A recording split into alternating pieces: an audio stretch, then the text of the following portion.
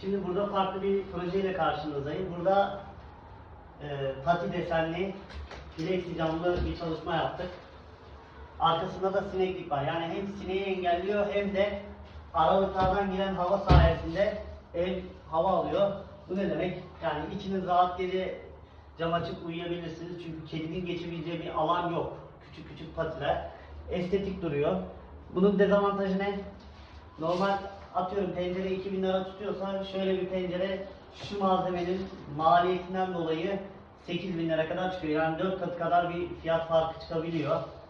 Bu yüzden çok tercih edilmese de biz yaptığımız şeyi göstermek istedik. Parasına değer mi? Değer, çünkü bunlar kalıcı sistemler. Yani şu 10-15 sene kalacak. O yüzden pek bir pahalı diyemeyiz. Değer yani. Bu şekilde kilitleniyor. İstediğimiz zaman yerinden de çıkıyor. Bu yıkanabiliyor. Bir motelin kapanmasına da engeli yok.